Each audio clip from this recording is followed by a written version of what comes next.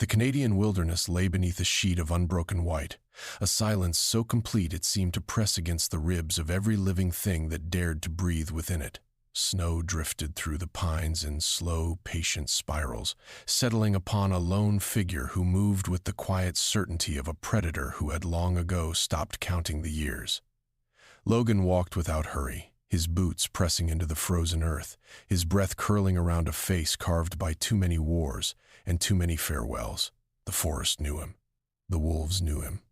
Even the wind seemed to recognize the scent of a man who could not die. He had come here to forget, though forgetting was a mercy the world had never offered him.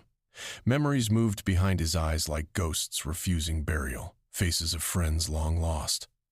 Battlefields swallowed by time. Voices that once called him brother, lover, monster. He had outlived them all, and immortality had become less a gift than a slow, patient wound. He paused beside a frozen river, kneeling to drink. The water bit at his lips like broken glass, and for a moment he considered how strange it was that a man who could not die still sought comfort in small human things. A drink, a cigar, a quiet night beneath cold stars. Then the sky broke. A seam of crimson lightning split the heavens from horizon to horizon, staining the snow the color of old blood. The trees bowed as though in prayer. The air grew heavy with a scent Logan had never encountered, ancient and metallic, like temples buried beneath centuries of forgotten war. A portal opened above him, spiraling downward with a low, resonant hum that shook the marrow in his bones. He had no time to brace himself. The world folded inward, and Logan was pulled from the wilderness he loved into something far older than Earth itself.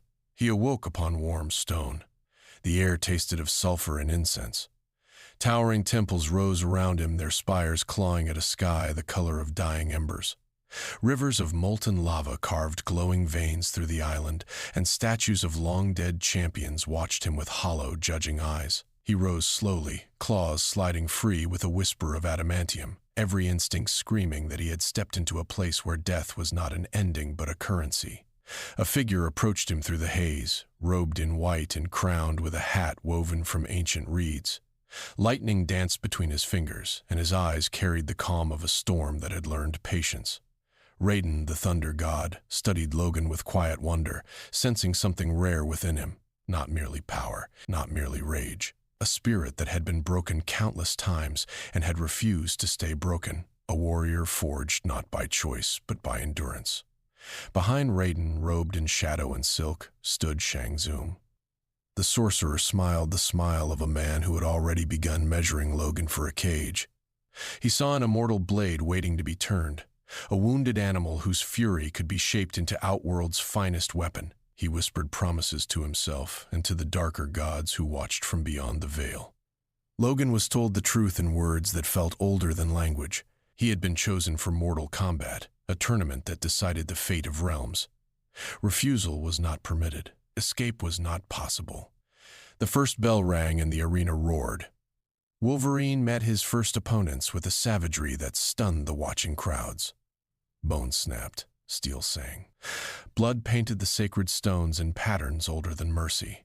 Champions from every realm fell before him, and whispers began to spread through the balconies. Something new had arrived, something that did not belong. Yet as Logan stood among the fallen, chest heaving, claws slick and steaming in the cold torchlight, a single question circled his heart like a patient vulture.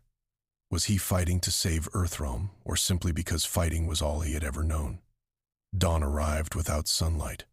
The island of Shang Tsung greeted its champions with a sky bruised by perpetual dusk, and Logan stood upon a balcony of black marble watching mist curl through the temple gardens below.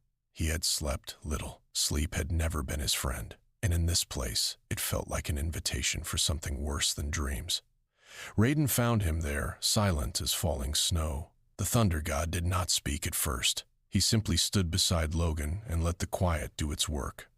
When words finally came, they were gentle, almost reluctant. He introduced Logan to the champions who would fight beside him. Liu Kang, whose eyes held the calm discipline of a monk who had memorized every scripture of pain. Kung Lao, whose pride glittered like the razor edge of his hat. Sonya Blade, whose steel gaze had been forged in a world that respected only survival. And Johnny Cage, whose grin hid a loneliness Logan recognized too well. They offered friendship. Logan refused it. He had buried too many companions to welcome new ones, and attachment, he had long ago decided, was simply grief waiting for its cue. Training began beneath the shadow of a great stone dragon. The Earthrealm champions moved with precision, each strike a lesson, each breath measured. Logan watched them for a time, then turned away and struck a wooden pillar with such fury that splinters exploded outward like startled birds. Discipline was not his language. Instinct was. Ferocity was. He fought the way a storm fights, without apology, without pattern, without hesitation. His first true trial came the following evening. The arena filled with torchlight, and across the sand stood Baraka, the Tarkatan warrior whose blade slid from his forearms like the grin of a butcher. The crowd hushed. The bell rang. The clash was beyond savage. Adamantium met Tarkatan steel in showers of sparks that lit the arena like a private storm. Baraka moved with the hunger of a creature born to kill, and Logan answered with the calm brutality of a man who had already died 1,000 times in his own mind. They tore across the sand, leaving crimson trails, and when Baraka finally fell, Logan stood above him with claws lifted, breath ragged, eyes burning with something that was not quite victory. He did not deliver a killing blow. He simply turned and walked away, dragging his shadow behind him like a wounded thing. The silence that followed was heavier than applause. Liu Kang lowered his eyes. Sonya tightened her jaw. Even Johnny Cage forgot to smile. They had seen strength before, but this was something else. This was a man carrying centuries of blood inside his chest and refusing to set it down. High upon his obsidian throne, Shang Tsung watched with a smile that did not reach his eyes. He recognized the shape of that rage. He had cultivated it in Shao Kahn's greatest warriors. He had watched it consume kings and butchers alike. And now, seated within the flesh of an immortal, it promised him a weapon unlike any he had ever wielded. That night, the sorcerer began his quiet work. Logan lay upon a stone bench in his chamber, staring at the ceiling as shadows crawled across the walls.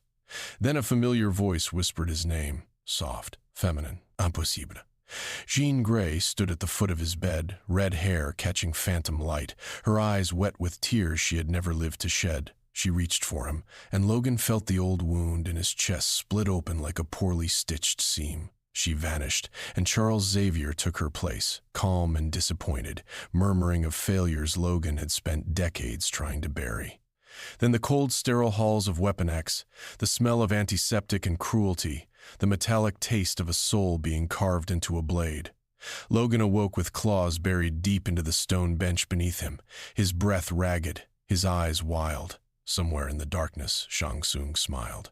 Raiden, watching from a distant tower, understood at last.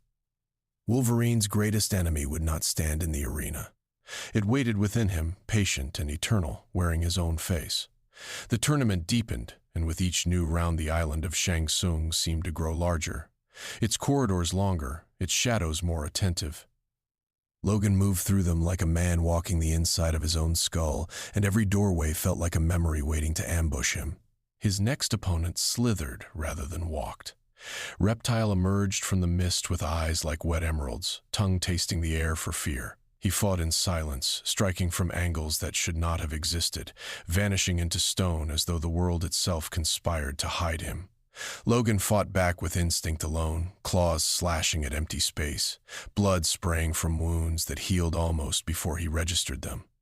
When Reptile finally fell, Logan stood breathing hard, uncertain whether he had won a battle or simply survived a nightmare. Mileena came next, all teeth and laughter, her sigh flashing like the grin of a hungry moon. She danced around him, mocking him with kisses that carried the promise of a throat torn open. She fought as though pain were a form of affection, and for a long, terrible moment, Logan felt something old stir inside him, a hunger he had spent lifetimes trying to starve. He nearly gave in. He nearly let the animal take the reins. But he remembered, at the last possible breath, that he was more than the sum of his wounds. He ended the fight cleanly, without cruelty, and walked away before the crowd could taste his shame. Then came Noob Saibot. The Wraith did not strike with fists. He struck with shadows, and shadows were a language Logan understood far too well. The arena dissolved around him. The torches vanished. Logan stood alone in a corridor of dark water, and from its depths rose every life he had failed to save. The laboratory of Weapon X returned first, its lights humming, its instruments gleaming. He saw himself strapped to a table, screaming as adamantium was poured into his bones, and he saw the faces of the men who had smiled while it happened. Then Japan, cherry blossoms falling upon a woman who had loved him despite everything, her body cooling in his arms as the world burned around them. Then the X-Men, so many of them. Faces he had trained, faces he had teased, faces he had buried. Children who had called him uncle, students who had trusted him to bring them home. Each one stepped forward from the dark water, silent, patient, waiting for an apology he had never learned how to give. For the first time in centuries, Logan felt the true weight of immortality settle upon his shoulders, and it was heavier than any adamantium. He fell to his knees in the shadow world, his claws dragged against the ground, useless. His voice cracked in a way no enemy had ever heard. Then a hand touched his shoulder. Warm, steady, real. Liu Kang stood beside him within the darkness, though how the monk had entered Logan could not say. Perhaps compassion had its own geometry. Liu Kang spoke softly, without pity, without pride. He told Logan that rage was not strength, that vengeance was not victory, that the truest warrior was the one who could hold a sword and choose not to swing it. He said mercy was the sharpest blade in any realm because it cut the chains a man wrapped around his own heart. Logan listened. He did not agree, not fully, not yet, but he listened, and listening was the first honest prayer he had offered in 100 years. The shadows dissolved. Noob Saibot lay defeated, though Logan could not recall the killing blow. Perhaps there had not been one. Perhaps the Wraith had simply retreated, sensing that his prey had slipped a leash the darkness could no longer hold. Logan returned to the temple that night and stood upon its highest terrace, watching lightning dance across distant peaks. He understood now what Mortal Kombat truly demanded, not the defeat of others, not the shattering of enemies. It demanded the mastery of the self, the quiet victory won in the private arena behind the eyes. Far above, upon a throne of skulls, Shao Kahn watched the mutant with growing displeasure and decided that this creature must be broken personally. The morning of the fourth trial arrived without warning. There was no herald, no ceremony, only a great bronze horn that shook the island to its foundations. Champions gathered in the central arena, and above them the sky curdled into a shade of purple that promised violence. Then the gates opened and Shao Kahn walked out. He did not enter. He arrived, the way an avalanche arrives, the way a war arrives. Every step cracked the stone beneath his boots. Every breath from his skull mask sent a plume of hot vapor across the sand. In his hand he carried the Wrath Hammer, a weapon that had shattered kingdoms and silenced gods. He looked upon Logan the way a butcher looks upon a stubborn cut of meat, with irritation and appetite in equal measure. Raiden's expression tightened. Even Liu Kang lowered his gaze. This was not a fight. This was a sentence being carried out. Logan stepped forward anyway. He had never known how to step backward. The first exchange was catastrophic. Shao Kahn swung the hammer in a wide, contemptuous arc, and Logan met it with crossed claws. The impact detonated across the arena, hurling spectators from their seats, cracking pillars that had stood for 1,000 years. Logan flew backward through a stone wall, tasted blood in his mouth, and rose again with a low growl that sounded almost like laughter. He charged. Adamantium claws carved glowing scars across the Emperor's enchanted armor. Sparks rained through the air like burning fireflies. For a heartbeat, the arena believed it was witnessing a miracle. Then Shao Kahn caught Logan by the throat and drove him into the ground with such force that the earth split open beneath them, revealing molten veins below. Logan rose again. His ribs were broken. His jaw hung wrong. His healing factor worked feverishly, knitting bone to bone, sinew to sinew, but Shao Kahn did not wait. The hammer came down again and again and again. Each strike would have killed a lesser champion 12 times over. Each strike was answered by a slow, deliberate rise from the sand. The crowd fell silent. Something in the rhythm of the beating had begun to feel wrong, not because Logan was winning. He was not, but because he refused to remain fallen. Every time the hammer descended, the mutant climbed back to his feet with a stubbornness that felt almost holy. Shao Kahn paused, breathing heavily, red eyes narrowing behind the skull mask. He had killed emperors. He had unmade gods. He had watched champions weep at his boots and beg for the mercy of a swift ending, but he had never fought a man who simply would not accept defeat. Logan spat blood onto the sand. His voice, when it came, was hoarse and quiet. "You hit hard, but you ain't hitting anything new." Shao Kahn laughed, a sound like grinding stone. Then he charged. Their final exchange lasted less than a minute, yet it would be recounted for centuries. Claws tore through armor. The hammer shattered ribs. Blood mingled with sweat and dust until neither combatant could be told from the ground beneath them. In the end, Shao Kahn stood over Logan's crumpled body, hammer raised, ready to deliver the ending that all of Outworld demanded. He did not swing. He lowered the hammer instead, slowly, and looked down at the mutant who was already trying, once again, to rise. Something like recognition passed behind the Emperor's red eyes. Not friendship, not admiration. Something older and more dangerous. Respect. Shao Kahn turned and walked away without a word. The arena did not cheer. It did not know how. The champions of Earthrealm rushed forward and lifted Logan from the sand, and though his body was ruined, his eyes were clear. He had not won. But he had not lost either, and in Mortal Kombat, survival against the Emperor was a kind of victory no champion had ever claimed. That night, as Logan lay upon a bed of healing herbs, Raiden sat beside him and spoke of hope. Not the bright, foolish hope of untested men, but the hope forged in furnaces, the hope that survives despair by refusing to be beautiful. Logan listened with closed eyes. High above, in his tower of black glass, Shang Tsung watched the mutant heal and smiled a colder smile than before. Strength could not break this warrior. Perhaps then the past could. The following dawn brought no arena, no bell, no announcement. Logan awoke instead to silence so absolute that it felt engineered. His chamber was empty. His companions were gone. The torches burned without flickering, as though the air itself had been forbidden from moving. He rose, claws sliding free by instinct, and walked into a corridor that had not existed the night before. Shang Tsung waited at its end. The sorcerer stood within a circle of pale green fire, his hands cupped around a swirling mist that pulsed with the rhythm of a beating heart. He did not smile this time. He merely opened his palms and the mist rushed forward, wrapping itself around Logan like a shroud stitched from every regret he had ever swallowed. The world fell away. He stood upon a battlefield he remembered too well, the Somme, mud thick with rain and men, the stench of gunpowder and rot. He watched himself, younger, unmarked by adamantium, cradling a dying friend whose name he had spent a century trying to forget. Then the scene shifted, a snowbound village burning under lantern light. A woman he had loved reaching for him with trembling fingers as her breath left her body. Then a small farmhouse in Alberta, a child he had failed to protect, the taste of blood he could not scrub from his teeth. Every war, every death, every failure, Shang Tsung poured them into him without mercy, forcing him to relive each moment in its full and unbearable clarity. Logan fell to his knees within the vision. He did not scream. Screaming would have been a luxury.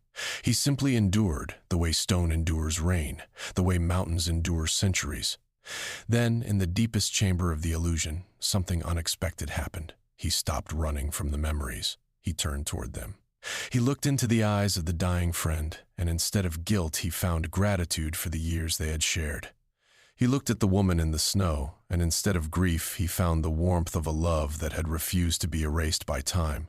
He looked at the child in Alberta, and instead of shame, he felt the fierce, quiet vow he had made that night, a vow that had shaped every kindness he had ever offered afterward. His suffering, he understood at last, had not made him weak. It had not even made him cruel.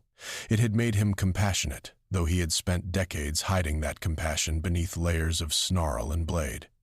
Every scar upon his body was also a scar upon his soul, and every scar upon his soul had taught him to recognize the same wounds in others. He accepted them all, not with pride, with peace. The illusion shattered like glass beneath a hammer. Shang Tsung staggered backward, the green fire around him guttering low, his eyes wide with something that looked, for the briefest moment, like fear.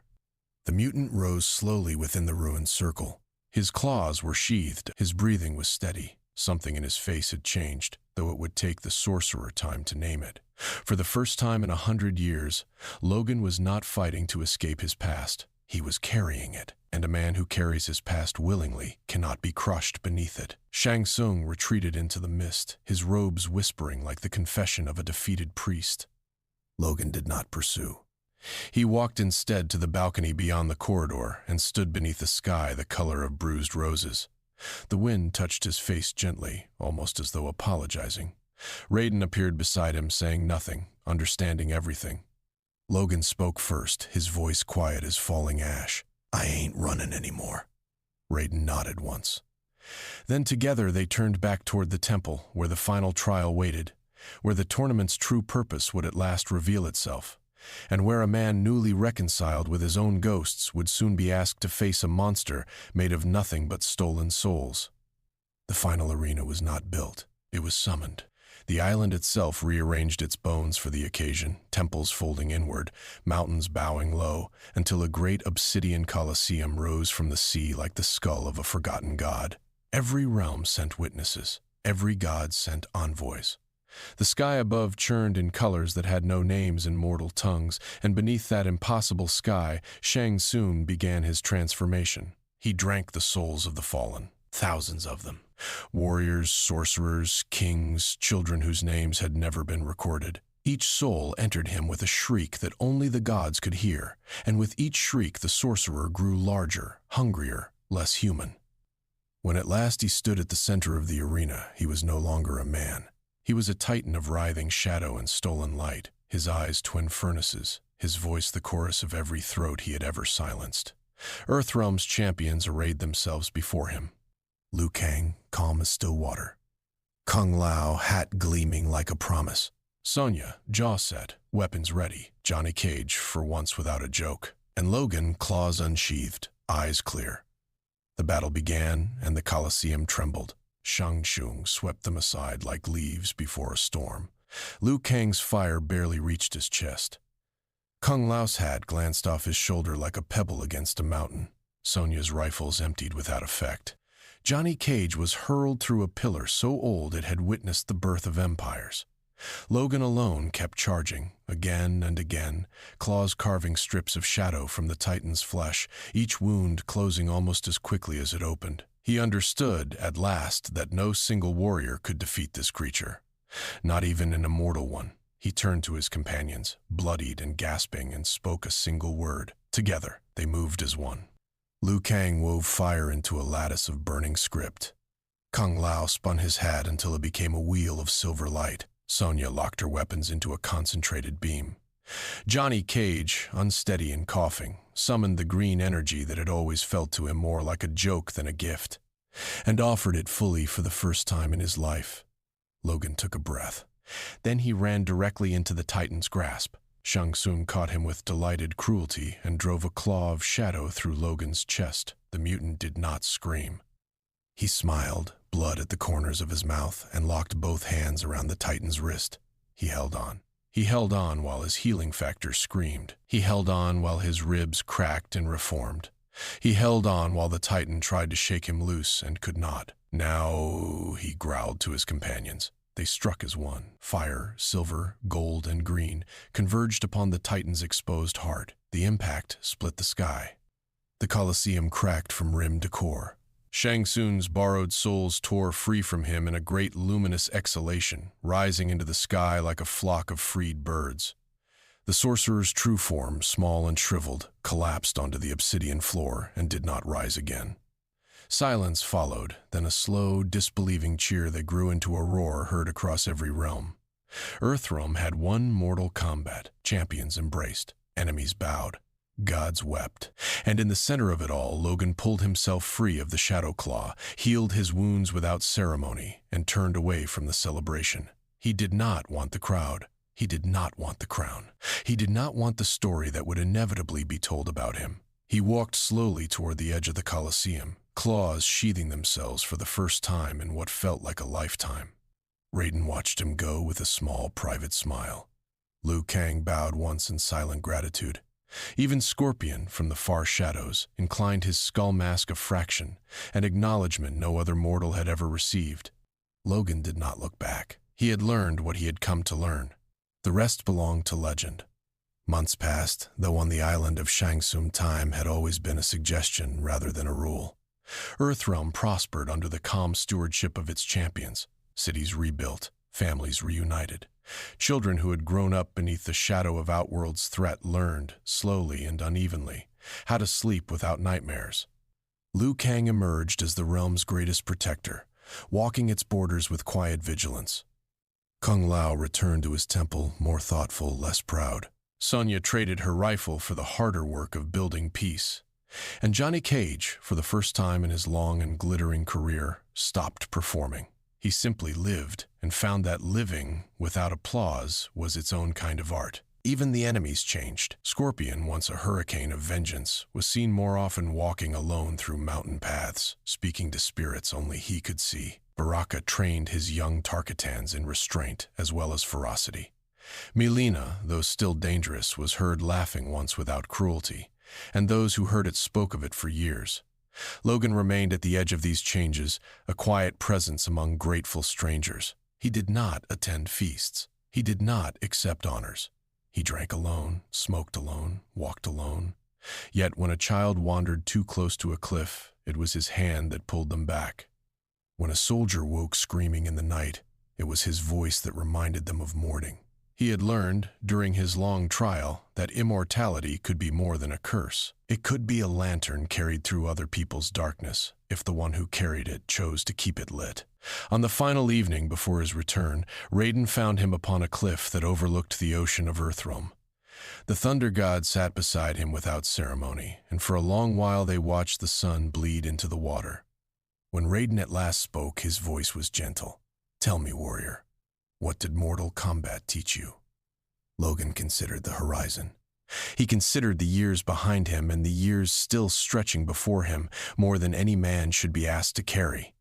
He considered every friend he had buried and every enemy he had spared.